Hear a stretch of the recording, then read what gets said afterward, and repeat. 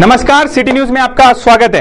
आइए आज हम आपको दिखा रहे हैं एक ऐसी जालसाजी के मामले को जो देखकर शायद आप भी यही कहेंगे, हमें तो अपनों ने लूटा, गैरों में कहां दम था, मेरी कश्ती वहां डूबी जहां पानी कम था। यह मामला है रेलवे में नौकरी दिलाने के नाम पर बेरोजगार पढ़े लिखे नौजवानों को करोड़ों रुपए से लूटने का। न सिर्फ अमरावती बल्कि पूरे विदर्भ से और देश भर से बने हैं इनके शिकार। पुलिस ने सिर्फ एक दिनेश बिहाड़े को गिरफ्तार किया है, लेकिन इसके तार दूसरे राज्यों तक जुड़े होने की आशंका है। पुलिस ने दिनेश बिहाड़े को कोर्ट में पेश किया, जहां उसे 25 फरवरी तक पीसीआर मिला। उस पर आईपीसी की धारा 420, 465, 467, 468, 471 और 34 सीआर के अंतर्गत मामला दर्ज हुआ। पुलिस का एक दल वेस्ट बंगाल आगे की तहकीकात करने के लिए रवाना तो हुआ है।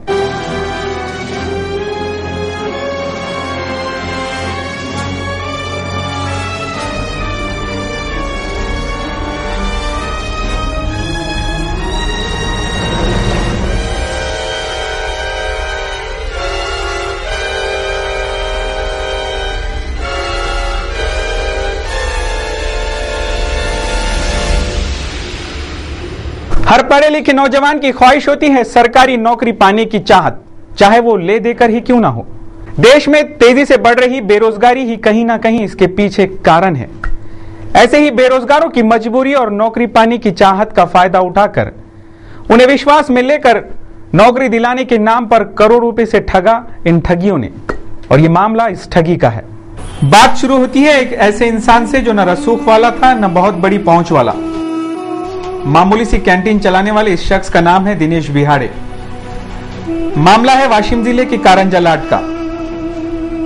यहां के बस डिपो में चाय और वड़ा पाव की दुकान चलाने वाले दिनेश बिहाड़े ने अपनी पहचान और रिश्तेदारी का फायदा उठाते हुए बेरोजगारों का ऐसा विश्वास जीता, तुम्हें मैं रेलवे में नौकरी दिलाता हूं, इसका लालच दिया। शुरुआत की तो अपने ही समाज के पढ़े लिखे नौजवानों से। दिनेश बिहाड़े जे यामधले सूत्रधार आहेत मुख्य, ते आमच्या नात्यातच लागतात। इतके नात्यात जवळ आहेत की त्यांना आम्ही रिलेटिव्ह मध्ये मामाच लागतात माझे एक प्रकारचे। तर मामा असल्या कारणाने आणि प्रॉपर कारंजालाडमध्ये असल्याने आणि एक प्रतिष्ठित नागरिक असल्यामुळे त्यांच्यावर कोणी विश्वास ठेवू शकतो असे ते व्यक्ती होते। त्यामुळे आमच्या वडिलांना एका लग्नामध्ये माहिती पडली, आई वडिलांना, की हे व्यक्ती सदर नोकरीवर लावतात म्हणून। त्यामुळे आई वडिलांनी त्यांच्या घरी जाऊन चौकशी केली। त्यांनी म्हटलं की तुमचा माझ्यावर विश्वास आहे तर बिनधास्त तुम्ही, आणि हे आपल्या जवळचं असल्यामुळे, माझ्या हातात असल्यामुळे सगळे धागे दोरे, त्यामुळे हे प्रकरण याच्यामध्ये मी लवकर आपल्या सगळ्या लोकांना लावू शकतो। पहिले संदीप जयस्वाल ते गेले, त्यांच्या अगोदर कोणतरी गेले। संदीप जयस्वालने सांगितलं की असं असं माझं झालं, मी म्हटलं तुझं आयडेंटिटी कार्ड दाखवशील तेव्हा मी प्रूफ करेन। त्यांनी आइडेंटिटी कार्ड दाखवलं, मला पण विश्वास आला। क्या हुआ कि जैसे कुछ हमारे रिलेशन में कुछ लोग आते, तो रिलेशन में लोग आते तो हमारे एक जो समाज है जिसको पठार समाज बोलते हैं, उसमें से एक पर्सन है जिसका नाम है दिनेश बिहाड़े। और दिनेश बिहाड़े ये पर्सन और उसके 3 साथीदार, मतलब उसके भाई है और उनके जैसे भतीजे बोलते हैं, ये उनका ग्रुप है। इन्होंने क्या किया, एक नेटवर्क चलाया, पूरे समाज में नेटवर्क चलाया। समाज के बाहर बाकी जो समाज के लोग हैं, पाटिल समाज के लोग और बाकी और समाज के लोग हैं, इनके पास पूरे से अपने नेटवर्क बना के अपने कुछ एजेंट्स लोग उनके पास भेजे। और उनको भेजने के बाद उनको ये बोला गया कि रेलवे डिपार्टमेंट में हम आपको रिक्रूटमेंट कर सकते हैं। हमें मिली जानकारी के मुताबिक दिनेश बिहाड़े सिर्फ 12वीं तक पढ़ा हुआ है, लेकिन जिस तरह से ये मामला प्लान किया गया है उससे ये लगता है कि इसके साथ और कई मास्टरमाइंड हो सकते हैं। फरियादी बताते हैं कि उसके साथ उसके 3 भतीजे भी हैं जो इस षड्यंत्र में उसके सहभागी हैं। मामला ठगी का जितना मामूली दिखाई दे रहा है उससे कहीं ज्यादा पेचीदा है। आइए आपको बताते हैं पूरी कहानी शुरुआत से। दिनेश बिहाड़े ने अपने ही समाज के करीबी रिश्तेदारों से शुरुआत की। पहले उनको बताया कि मेरी पहुंच रेलवे मंत्रालय तक है और कुछ ले देकर मैं रेलवे में नौकरी दिला सकता हूं। फिर उसने अपने कुछ नजदीकियों को पहली बैच में शामिल किया। उन्हें भी ट्रेनिंग पास, आई कार्ड देकर उन्हें झूठी ज्वाइनिंग तक करा दी।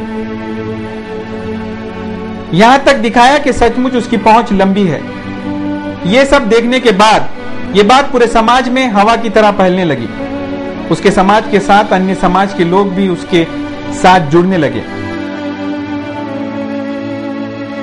फिर क्या था, वो तो नौकरी दिलाने का पूरा बोर्ड ही चलाने लगा।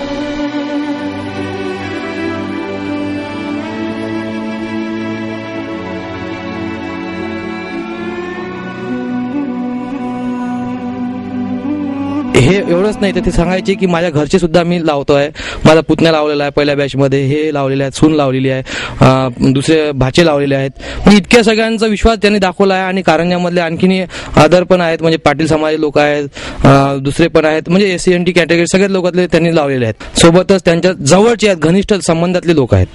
आणि नात्यातले जर पकडलं तर 140च्या जवळपास आकडा जातो आहे. आणि संपूर्ण जर त्यांच्या हातातून जे मुलं त्यांनी बॅचेस लावलेले आहेत त्यांचा जर एकंदरीत आकडा म्हटलं तर 283 मुलांचा आकडा आहे. ये क्योंकि हम मेरे समाज से डील करते हैं, मेरे क्लोज रिलेटेड ये मेरे पास आए, फिर इन सबको मैंने लीड किया. 4-5 दिन से वो ये चारों लोग जो बोल रहा हूँ मैं, दिनेश बिहाड़े, नंदकिशोर बिहाड़े, उसके बाद रहवासी कहाँ के हैं? ये कारंजा लाड़के, चारों कारंजा लड़के, चारों कारंजा लाड़के. तो ये चारों के पास जब 100-150 लोग उनके पास पहुंचे, ये अननेसेसरी उनको मिसगाइड कर रहे हैं. तो ये लोग सबसे मेरे पास आए, तो हमने ये चीज़ को लीड किया मैंने. और इनका लीड करने के बाद इन सबको उनके यहाँ पे गए, उन्होंने सब लोगों ने उनको डिमांड किया कि आप हमको पैसा वापस दीजिए, हमको तो करना नहीं क्योंकि फ्रॉड है, क्योंकि क्रॉस वेरिफिकेशन से हो चुका था. उन्होंने सीधा बोल दिया कि हम आपको पैसे देते नहीं, आपको जो करना है करना चाहिए. नौकरी की चाहत रखने वाले उसके पास खुद होकर पहुंचने लगे. अगर TC बनना है तो 5 लाख रुपए देने होंगे, अगर असिस्टेंट स्टेशन मास्टर बनना है तो 10 लाख रुपए, अगर जूनियर इंजीनियर बनना है तो 15 लाख रुपए, और पोर्टर के लिए 3 लाख रुपए. फॉर्म भरने से ज्वाइनिंग लेटर देने तक किश्त दर किश्त ये रकम ली जाती थी. लोग कैश लाकर देते थे उसके पास. पढ़े लिखे ये बेरोजगार अपनी काबिलियत के हिसाब से फॉर्म भरकर 10,000 20,000 देकर अपनी बची हुई रकम के इंतजाम में लग जाते. और फिर क्या था, वो पूरी की पूरी रकम लाकर उसे कैश देते. मी स्वतः वैयक्तिक TC या पदासाठी गेलो होतो.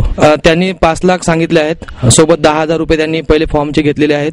त्याच्यानंतर 50,000 रुपये महाराष्ट्रामध्ये ट्रान्सफर करून देतो यासाठी सुद्धा त्यांनी 50,000 रुपये आमच्याकडून 4 फेब्रुवारीला घेतलेले आहेत. सुरुवातीला फॉर्म भरताना 10,000 रुपये दिले आहेत.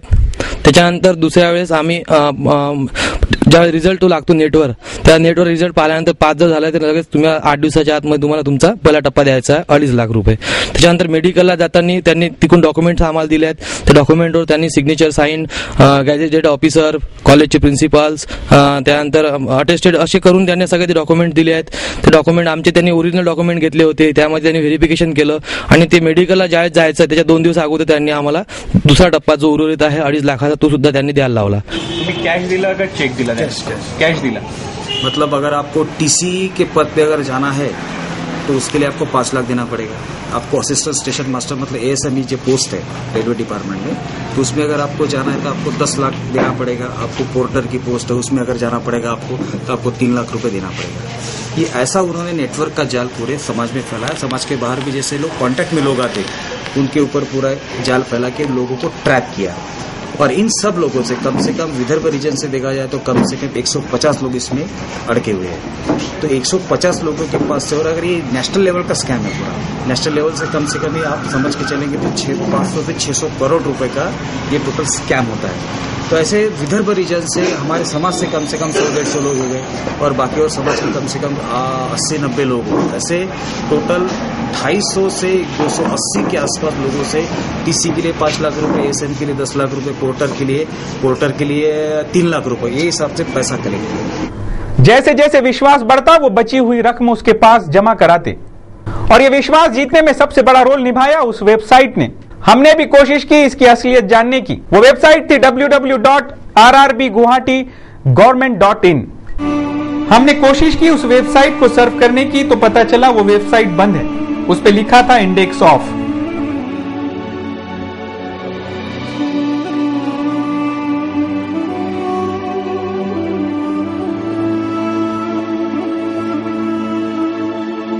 म्हणजे वेबसाईटवर तुमचं नाव होतं?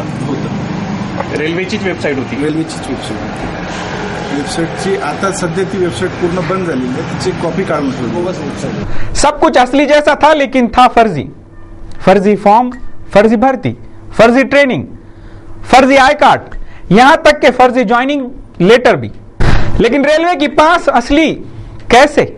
इस सारे फर्जी मामले में कुछ चीजें असली भी हैं, जिसमें से ये रेलवे के पास जो रेलवे में चल भी गई. सवाल ये उठता है कि ये इनके पास आई कहां से? सवाल और भी बहुत सारे हैं. इन बेरोजगारों से फॉर्म भरने के बाद रकम वसूल ली जाती और फिर इनसे कहा जाता कि तुम्हारे ये रोल नंबर हैं और तुम्हें सारी जानकारी इस वेबसाइट पर मिल जाएगी। वेबसाइट पर अपना नाम देखकर इन्हें विश्वास हो जाता था कि काम सही है। यहाँ तक कि जो कागजात इन्हें दिए जाते वो भी सब असली जैसे ही।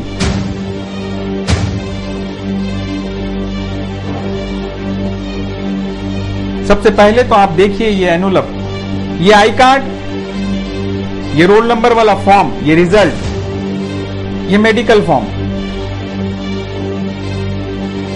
ये रेलवे की मुफ्त पास, ये रेलवे की टिकट जो उस फॉर्म पर 0 मूल्य पर रेलवे से मिली, और ये ज्वाइनिंग लेटर।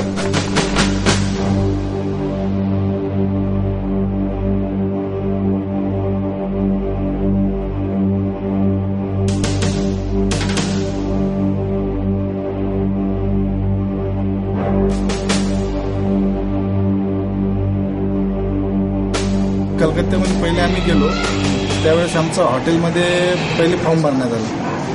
फॉर्म कसा भरला, आम्ही गेलो तिथे आणि जो विकास चौधरी आहे तिथला, त्यांचं आम्हाला रेल्वेचे साहेब म्हणून आहे, तर यांना तुम्हाला काही विचारायचं असतं विचारा, नंतर तुम्ही फॉर्म भरा। आम्ही त्यांना विचारलं रेल्वेचं काय, आता तुम्हाला TC पदासाठी एवढे एवढे पैसे भरायचे, जर तुम्हाला पटत असेल तर इथे मला 20,000 द्या। कोणाकडून 20 घेतले, कोणाकडून 10 घेतले, 10,000 द्या। तर 10,000 देऊन फॉर्म भरला। दुसऱ्या दिवशी त्याच हॉटेलमध्ये त्यांचेच माणसं आन्सर शीट घेऊन आले, ओरिजिनल। आम्हाला ओरिजिनल दाखवली, ती ओरिजिनल आहे, त्याच्यावर आमचे अंगठा आणि साईन घेतली आणि तिथून सांगण्यात आलं जेव्हा तुम्ही अर्ध पेमेंट इथे करा कारंजाला तर तुम्हाला रोल नंबर मिळेल आणि तो नेटवर तुम्ही चेक करा। तिकडून आलो आम्ही 8-10 दिवसात पैसे अर्धे पैसे आणले आणि जमा केले त्यांच्याकडे। तर त्यांनी पैसे दिल्यावर आम्हाला रोल नंबर दिला, रोल नंबर आणि वेबसाईट दिली। वेबसाईट इथे येऊन अमरावतीला येऊन आम्ही चेक केलं, www.rrb.gov.in याच्यावर तो रोल नंबर टाकला असता त्याच्यावर यू आर क्वालिफाईड म्हणून असं आलं। ते वेबसाईट पाहिल्यावर थोडा आणखी आत्मविश्वास वाढला की राहिलेलं पेमेंट आपण करून टाकू आणि मग त्याच्यासोबत मेडिकलची ऑर्डर पण आहे। ट्रेनिंग को अरेंज किया जाता है एक होटल में, और ये कौन लोग हैं जिनके नाम विकास चौधरी, सुनील सर, दीपक सर, ये वो लोग हैं जो ट्रेनिंग और मेडिकल की व्यवस्था करते थे। इनके फोन नंबर भी हमारे पास है जिस पे हमने संपर्क करना चाहा, लेकिन वो भी सब बंद है। हे सगळं झाल्यानंतर आम्हाला तिथे ट्रेनिंगला घेऊन गेलेत। कुठे झाली ट्रेनिंग आमचं हे हावड्यापासून 38 किलोमीटर असलेला बंडेल हा एक शहर आहे। त्यामध्ये एक वेगळं असं त्या ट्रेनिंगचं म्हणजे कसं आतमध्ये खंडर होतं, रेल्वे स्टेशन पासून साधारणतः ते 6 किलोमीटर अंतरावर आहे। त्या ठिकाणी आमचं हे झालेलं आहे, ट्रेनिंग झालेलं आहे। कोण कोण होते त्या ट्रेनिंगच्या वेळेस? ट्रेनिंगच्या वेळेस आमच्या बॅच मधले तब्बल 22 जण आम्ही सोबत असायचो। 6 जण हे जे होते ते अदर स्टेटचे होते, काही वेस्ट बेंगाल मधले 2-3 मुलं होती, काही हरियाणाची होती, काही पंजाबची मुलं सुद्धा त्यामध्ये होती आणि आमच्या इकडून आम्ही एकूण 18 जण त्यामध्ये सामील होतो। नाही, घेणारे कोण कोण होते? ट्रेनिंग घेणारे 2 व्यक्ती होते, एक असिस्टंट म्हणून दाखवायचा आम्हाला सांगायचा, एक सिंग म्हणून सर होते आणि एक दीपक म्हणून सर होते। दीपक सर हे ओरिजिनल होते, ते सांगायचे की मी स्वतः याच्यातला आहे, रेलवे डिपार्टमेंटचा माणूस आहे म्हणून, आणि ते सांगायचे की आम्हाला कि हमने उनको पूछा कि आपको कोई इतना इंटरेस्ट है, आप ही हमको क्यों पढ़ाने आए हैं और सर क्यों नहीं है? तो बोले कि मैं झारखंड में मेरी पोस्टिंग है और मुझे कलकत्ता हावड़ा के अंदर चाहिए, इसलिए, और जो आपका जो ट्रेनिंग का खर्चा आता है वो साधारणतः 3 महीने का कम से कम 25,000 रुपये सैंक्शन होता है, वो भी मेरे जेब में जा रहा है। बोले पेन पेंसिल जो भी रहना खाना पीना जो भी है ये सब मेरे जेब में जा रहा है बोले, इसलिए मेरे को मेडिकल कुठे झालं? मेडिकल आमचं एका लॅबोरेटरी लॅबमध्ये झालेलं आहे, पण ते पण साधारणतः खूप दूर होतं। त्यांनीच आमच्याकडून टाटा सुमोमध्ये बसून व्यवस्थित पद्धतीने आम्हाला नेलेलं आहे। त्यावेळेस भरपूर पाऊस होता, त्यामुळे बघायला नाही भेटलं की परिसर आजूबाजूचा कसा आहे, आणि वाकत वाकत आम्ही आतमध्ये गेलो होतो। ये मामला तो उजागर ही नहीं होता अगर ये युवक ज्वाइनिंग लेटर लेकर अपनी पोस्टिंग वाली जगह नहीं जाते। जब ये वहां पहुंचे तो रेलवे के अधिकारियों ने बताया कि यहां कोई इस तरह की वैकेंसी ही नहीं थी, ये सारा मामला फर्जी है, अगर फिर ये लेकर यहां आओगे तो हम तुम्हें जेल भेज देंगे। जब तक उन्हें पता चला तब तक बहुत देर हो चुकी थी कि ये सब फर्जी है। उनके पांव के नीचे से जमीन ही खिसक गई, सारे अरमानों पर पानी फिर गया, सारे संजोए सपनों को आंखों के सामने ही चूर होते देखना इनकी मजबूरी थी, क्योंकि ये सब कुछ पैसे और नौकरी दोनों गंवा चुके थे।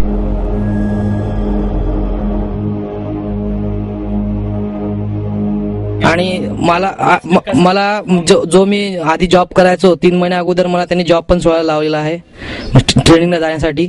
म्हणजे सगळ्या गोष्टी असताना मी एका व्यवस्थित वाटेवर होतो, त्यांनी ती वाट पण सोडून द्यायला लावली. आणि आज मला त्यांची सर्वात पहिली बॅच होती, ते उघड जेव्हा आलं सर्वात पहिली बॅच होती, त्यांची ऑर्डर आली, त्यांची जॉईनिंग होत्या. भुसावळला 2 होत्या, मूर्तिजापूरला 2, अमरावतीला 1 होती आणि बनेराला 2. ते पाहण्यासाठी आम्ही आलो होतो. तर दिवस गेला, पहिला दिवस गेला, दुसरा दिवस गेला आणि त्याची जे शेवटची तारीख होती 16 तारीख ती निघून गेल्यावर मग आम्ही चौकशी केली. त्याचा नेटवरून नंबर काढला त्या ऑफिसरचा, ज्याची AK ब्रह्मोची साईन होती. त्याला कॉन्टॅक्ट केला तर तो मागच्या 6 महिन्यापासून तिथे नाही आहे. त्याच्या जागेवर सुब्रमण्यम नावाचे ते सर आहे. तर ते हे सगळं फ्रॉड आहे. असल्या कुठल्या भरत्या निघाल्या नाही, बॅकडेटमध्ये काही भरती झाली नाही, तुम्ही काही करू शकत नाही. इथं जर आला तर पूरे समाज में, समाज के बाहर पूरा एक स्कैम चल रहा है. इन लोगों से करोड़ों रुपए जमा किए और करोड़ों रुपए जमा करने के बाद इन लोगों को पूरे फ्रॉड डॉक्यूमेंट वहां से बना के, और ये जो रिक्रूटमेंट इन्होंने किया ये गुवाहाटी डिवीजन ने किया. इन्होंने बोला कि हम गुवाहाटी डिवीजन में आपका रिक्रूटमेंट करते हैं और आपको अकॉर्डिंगली वहाँ पे एम्प्लॉयमेंट मिलेगा. आसाम रेलवे बोर्ड में, आसाम रेलवे में करेक्ट. और वहाँ से अगर तुमको अगर वहाँ पे रिक्रूटमेंट करने के बाद अगर स्टिल तुमको अगर महाराष्ट्र में ये चाहिए मतलब जॉब चाहिए तो ट्रांसफर, तो उसके लिए आपको 50,000 रुपये एडिशनल देना पड़ेगा. हम आपको महाराष्ट्र में ट्रांसफर करा देंगे. इनको सब झूठा ट्रेनिंग करवाया. सब झूठा ट्रेनिंग करवाने के बाद सभी लोग फिर ये सब लड़के बोल रहे थे कि अब क्या करना है, मतलब अभी किसी का तो ऑर्डर आया नहीं है. तो इन्होंने जब उनके ऊपर प्रेशर डाला तो उन्होंने झूठ मूठ की 4 ऑर्डर्स बनाए, 4 या 7 जो भी है. तो ये ऑर्डर्स इन बच्चों को दिखाए. इन बच्चों को दिखाने के बाद जब इन लड़कों ने क्रॉस वेरिफिकेशन किया तो ये पूरा झूठी ऑर्डर निकले. जब ये एक ऑर्डर बनी, ज्वाइनिंग ऑर्डर बनी शेगांव रेलवे स्टेशन की, तो वहाँ के लोगों ने बोला हमारे पास तो ना कोई फैक्स आए, हमारे पास तो ना कोई ईमेल आए, हमारे पास कोई इन्फॉर्मेशन नहीं है, ऐसी नाम की पोस्ट यहाँ पे है ही नहीं. तो इनको एक थोड़ा डाउट क्रिएट हो गया. उसके बाद भुसावल डिवीजन की 2-3 ऑर्डर थी, ये टोटल फ्रॉड डॉक्यूमेंट्स उन्होंने प्रोड्यूस किए. उसके बाद फिर इनके मन में पूरा डाउट पैदा हो गया. उसके बाद इन्होंने आसाम रेलवे बोर्ड के जो डिविजनल हेड है जिसका नाम है सुब्रमण्यम, तो उनसे जब बात किया, इन्होंने फ़ोन लगाया तो उन्होंने ये बोला कि ये टोटल फ्रॉड है, ये स्कैम है, टोटल ये नेशनल लेवल का स्कैम है. आप गलती से आपकी कोई भी ऑर्डर लेके यहाँ पे मत आइए, हम आपको सीधा जेल में डाल देंगे. ये इंडिया लेवल का स्कैम है. ये फिर इनकी नीचे की जमीन हिली. ऍक्च्युली आम्ही त्यांना वेळोवेळी त्यांना सांगायचो की हे जे डॉक्युमेंट आहे, आम्ही त्यांना रेडिओमध्ये मामा म्हणायचो. मामा नेहमी त्यांना सांगायचो आम्ही की याच्यावर स्पेलिंग मिस्टेक्स आहेत, त्यानंतर कुठे कुठे पेन लिहिलेला आहे, स्टॅम्प जो आहे तो चुकीचा आहे, रॉंग स्टॅम्प मारलेला आहे, सिग्नेचर जी आहे AS ब्राह्मो जी आहे ही सिग्नेचर एकदम साधी आहे.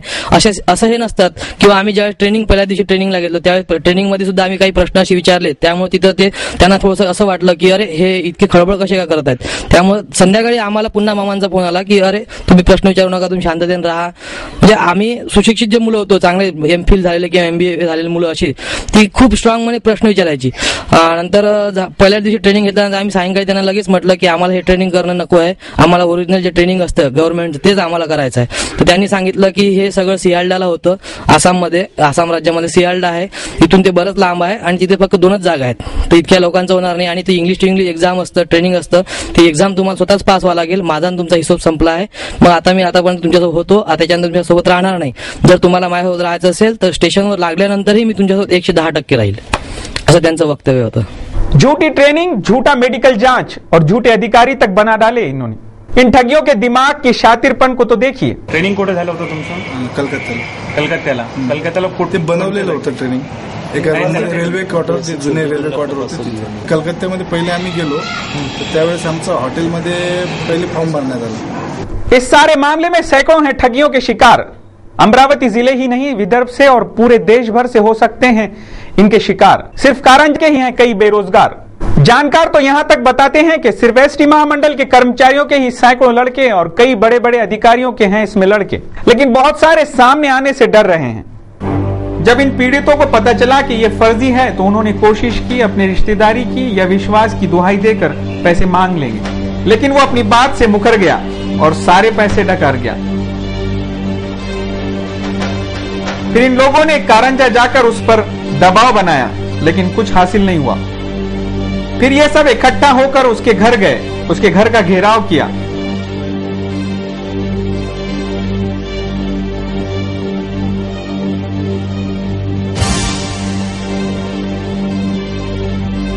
मामला न सुलझते देख आखिरकार वो पुलिस के पास पहुंचे। पुलिस में रिपोर्ट दर्ज हुई। कारंजा लाट पुलिस स्टेशन में मामला दर्ज हुआ। तो ये चारों के पास जब 100-150 लोग उनके पास पहुंचे, ये अननेसेसरी उनको मिसगाइड कर रहे हैं। तो ये लोग सबसे मेरे पास आए, तो हमने ये चीज़ को लीड किया मैंने, और इनको लीड करने के बाद इन सबको उनके यहाँ पे गए। उन्होंने सब लोगों ने उनको डिमांड किया कि आप हमको पैसा वापस दीजिए, हमको तो करना नहीं क्योंकि फ्रॉड है, क्योंकि क्रॉस वेरिफिकेशन से हो चुका था। उन्होंने सीधा बोल दिया कि हम आपको पैसे देते नहीं, आपको जो करना है करना चाहिए।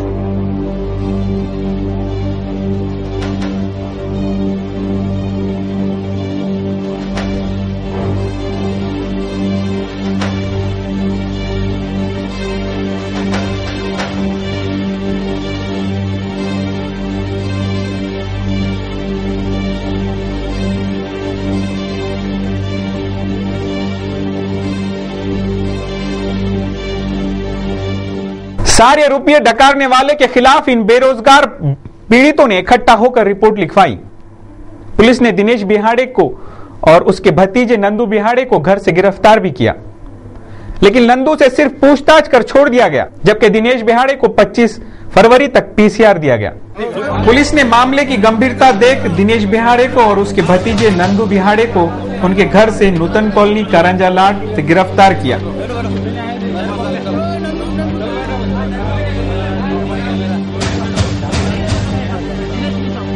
लेकिन नंदू को पूछताछ के बाद देर रात 3 बजे छोड़ दिया गया,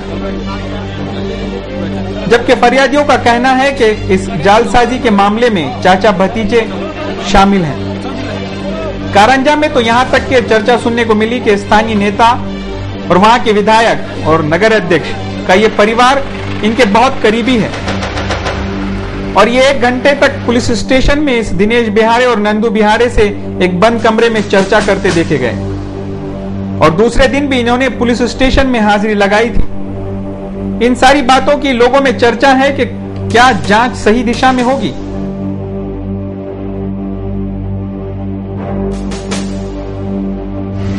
इसके ऊपर अभी एक 420, 467, 465, 468, 471 और 34 आईपीसी धारा लगाई हुई है, उसका गुना दाखिल हो गया है, और आरोपी अभी अटक करके पीसीआर में है। उसका इन्वेस्टिगेशन चल रहा है। इन्वेस्टिगेशन में जो भी डेवलपमेंट होगा वो सामने आएगा, वो हिसाब से कार्रवाई आगे होती जाएगी। कब तक के पीसीआर कब तक में? उसका पीसीआर 25 तारीख तक है उसका अभी, और टीम अभी उसका कुछ आरोपी कलकत्ता के होने के वजह से उधर तपास में टीम गई हुई है, थानेदार साहब भी गए हुए हमारे। उधर क्या डेवलपमेंट होता है उसके ऊपर आगे का तपास चलेगा। इसका फिरियादी अमरावती का है, साई नगर सिंधे कॉलोनी में का पारोदे करके, संजय पारोदे। उसको कुछ 5 लाख रुपए आरोपी ने लिए और टीसी की नौकरी लगा के देता ऐसा बताया, लेकिन उसको कुछ नौकरी लगा के दी नहीं। उसको ट्रेनिंग दिया, कुछ प्रोसेस जो रहती फॉर्म की भर्ती की वो प्रोसेस करवा ली उससे, और उसको ऑर्डर वगैरह देने वाले थे, लेकिन वो ऑर्डर कुछ उसको मिली नहीं। और उसको जब पता चला कि अपना 5 लाख रुपए लेके फंस गए अपन, तो उसने आके यहाँ कंप्लेंट दी हुई है, वो हिसाब से ऑफेंस रजिस्टर हुआ है। एक ही फिरियादी है कि उसके साथ में और भी कुछ फिरियादी है? कुछ लड़के हैं उनके साथ भी, जिनको भी टीसी रेलवे में जो 2-3 पोस्ट है, वो पोस्ट के लिए उनको नौकरी लगा के देने के बारे में बताकर उनसे कुछ पैसे लेकर उनको भी फंसाया हुआ है। ऐसा कुछ लोगों के भी है कंप्लेंट उसके साथ। आरोपी हो गए, जो आरोपी ने ये किस आधार पर किया है और क्या कलकत्ता में कोई उसका रैकेट है या कौन है उसका ये गलत काम करवाने वाला, और उसने किस आधार पे किया है, सर पैसे इतने जमा किए हैं, तो उसका इन्वेस्टिगेशन हो के वो हिसाब से कार्रवाई होगी। उसमें डेवलपमेंट जैसा इन्वेस्टिगेशन में होगा वैसे प्रोसेस आगे बढ़ेंगी तपास की।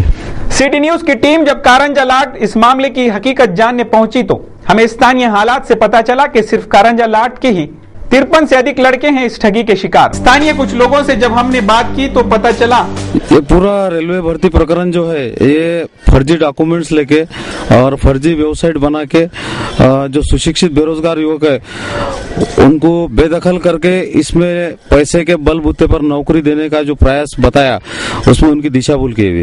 ये तो पूरा मामला लगभग 1 साल पहले से चालू है और एक एक बैच निकलते रही और उसमें 25 लोग 50 लोग ऐसे लग गए करके इसके बारे में जो जानकारी देते रहे लोगों को, और जो लोग इसमें सर्विस पर लग चुके हैं वो भी फर्जी लग चुके हैं और उनकी मुलाकात करके जो लोग इच्छुक है नौकरी करने में उनका आत्मविश्वास बढ़ाया गया और जो लोग नौकरी पर लग चुके हैं उनसे बातचीत करके इसमें जो सक्रिय है वो आगे बढ़ी। कारंजे के ही कितने लोग? इसमें लगभग फिक्स ऐसा कोई फिगर सामने आया नहीं, बाकी युवकों का बहुत बड़े पैमाने पे समावेश है इसमें कारंजे के। ऐसे तो बहुत लोग हैं यहाँ पर, लेकिन कैसा है कि अपन खुद इसमें अटक गए, दलदल में अटक गए और खुद ही पैसे दिया और नौकरी लगी नहीं, यानी अपन असफल हो गए। वो आशा से कुछ लोग फ्रंट पर आ रहे नहीं। अंदाजन अभी तक तो मेरे को 20 लड़कों का अंदाजन 20 लड़के अभी तक के मालूम हुए मेरे को। इनके नाम पते आपको पता है? सिर्फ 2-3 लोगों के पते हैं और मैं पता निकालना चाह रहा, अभी निकालना चालू है मेरा। और इसके अंदर एसटी महामंडल के जो कर्मचारी है उनके जो बच्चे लोग जो 5-5 लाख रुपए दिए, ऐसे कम से कम 1 कोटी रुपए सिर्फ एसटी महामंडल की तरफ से जाता है। और मेरा कहना यह है कि ये रेलवे और गृह मंत्रालय के अंदर इसकी कंप्लेंट करना चाहिए और रेलवे डिपार्टमेंट के अंदर इसकी शिकायत करना चाहिए, क्योंकि यहाँ पर जो है यहाँ पर ज्यादा दिन टिकने वाला नहीं है। कारंजे के अंदर अभी यहाँ पर जितनी तेजी से इंक्वायरी करना चाहिए था उतनी कोई इंक्वायरी हो नहीं रही यहाँ पर। तो मेरा यही गुजारिश है कि आप रेलवे डिपार्टमेंट की तरफ इसकी कंप्लेंट होना चाहिए। सिटी न्यूज की टीम को जब पता चला तो हमने पीड़ित परिवार से बात की तो हकीकत सामने आई। दास्तां बयां करते ये परिवार अपनी आंखों से आंसू नहीं रोक पाया। ये परिवार भी इस ठगी का शिकार है। ये है उनके बेटे जो सहारा है रिटायरमेंट के बाद का। इन्होंने अपनी रिटायरमेंट के बाद की जीवन भर की सारी जमा पूंजी इन ठगों को सौंप दी। ये एमएससीबी में कार्यरत थे। सबसे ज्यादा उन्हें दुख इस बात का है कि जिस पर विश्वास करते थे वो रिश्तेदार है। यह है इस लड़के की मां अस्पताल में अब तक एडमिट थी क्योंकि दिल ने इतना बड़ा सदमा नहीं संभाला था। उन्हें हार्ट अटैक आया था, अभी वो बोल भी नहीं सकती। दुख इस परिवार के चेहरे से साफ दिखाई देता है।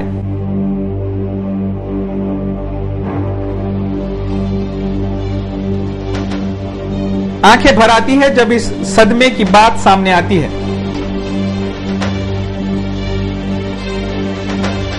आपली पूर्ण आयुष्याची पुंजी माझ्या या नोकरीसाठी खर्च केली होती, त्या आई वडिलांना मी आता आधार आहे। परंतु असं माझ्यासारखे कितीतरी मुलं, साधारणतः 200, 250, 300 मुलं आज जे या प्रकरणामध्ये गुंतलेली आहेत त्यांनी किमान मला आधार म्हणून किंवा आपल्याला सगळ्यांना समोर यायचं आहे हेच एक मी त्यांच्याकडून अपेक्षा करू शकतो। त्यांनी घरात शांततेने राहून काही अर्थ होणार नाही। आज जर असा एक दिनेश बिहाळे या प्रकरणामध्ये जर स्वतःचा स्तर सांभाळतो आहे तर असे भारत देशामध्ये कितीतरी दिनेश बिहाळे आज उपस्थित असू शकते। याच्या विरुद्ध आपल्याला एकमेकांना उभं राहावं लागेल खंबीरपणे आणि आम्हाला कुठल्याही पक्षाचा जरी आम्हाला सपोर्ट नसला तरी कमीत कमी पक्षांनी सुद्धा यामध्ये समोर यायला पाहिजे, मीडियानी सुद्धा आम्हाला वेळोवेळी मदत करायला पाहिजे। कारण हे प्रकरण एवढं गुंतागुंतीचं आहे, हे जर रॅकेट एवढं मोठं असू शकते, पूर्ण देशभरामध्ये असू शकते, किमान प्रत्येक तालुक्यामधून जे काही मीडिया असेल त्या मीडियाने आम्हाला साथ द्यायला पाहिजे, हीच एक अपेक्षा आहे। धन्यवाद। रेलवे में नौकरी दिलाने के नाम पर जिन बेरोजगारों को लूटा गया है उसमें से ही एक परिवार आप देख सकते हैं मेरे पीछे है। एक रिटायर बाप ने जो एमएससीबी में काम करते थे अपनी जिंदगी भर की कमाई, अपनी जिंदगी भर की पूंजी अपने बेटे के लिए जमा करके रखी थी कि कहीं ना कहीं मैं उसे रोजगार दिला दूंगा। ये सारा पैसा उन्होंने उठाकर अपने बेटे के नौकरी के लिए इस ठगियों को दे दिया। आज देख सकते हैं इस परिवार की हालत किस तरीके से है। माँ एडमिट होकर अस्पताल से आई है, बाप की आंखों में आंसू है और ये परिवार आज बेबस और बेसहारा महसूस कर रहा है। सिर्फ सहारा है तो ये एक बेटा। ऐसे कई मामले हो सकते हैं, ऐसे कई लोग हो सकते हैं जो इस रैकेट के पीछे हैं, ऐसे कई परिवार हो सकते हैं जो इस पूरे मामले को भुगत रहे हैं और इस मामले का बोझ ढो रहे हैं। प्रदीप सोजतिया के साथ मैं अफरोज खान, सिटी न्यूज अमरावती। ऐसे कितने हैं जो अपना सब कुछ लुटा चुके हैं। किसी ने अपना घर तो किसी ने अपना खेत बेचा, तो किसी ने अपने मां के गहने बेचे, तो किसी ने कर्ज लिया, तो किसी ने जिंदगी भर की कमाई इन ठगियों को सौंप दी। अब इनके सामने सिर्फ अंधेरा ही अंधेरा है। शातिर दिमाग रसूख वालों ने मिलकर ऐसा ताना बाना बुना कि अच्छे अच्छे दंग हैं इस मामले की पेचीदगियों को देखकर और इन ठगियों की पहुंच को देखकर। इस सब मामले में पीड़ितों को राहत तब मिलेगी जब इस मामले के दोषियों को सही से ही सजा मिले। लेकिन जिस तरीके से जांच हो रही है वो सवालिया निशान खड़े करती है, क्योंकि मामले के तार दूर दूर के राज्यों तक जुड़े हैं और रेलवे के अधिकारियों से भी जुड़े हो सकते हैं। जरूरत है तो इस मामले की सही तहकीकात की। पुलिस का एक दल जांच के लिए वेस्ट बंगाल तो रवाना हुआ है, लेकिन इस मामले के कई पेंच अभी खुलना बाकी है। इस रिपोर्ट में बस इतना ही। इस मामले की हर पहलू को हम आपके सामने रखते रहेंगे। मुझे दीजिए इजाजत और आप देखते रहिए सिर्फ सिटी न्यूज।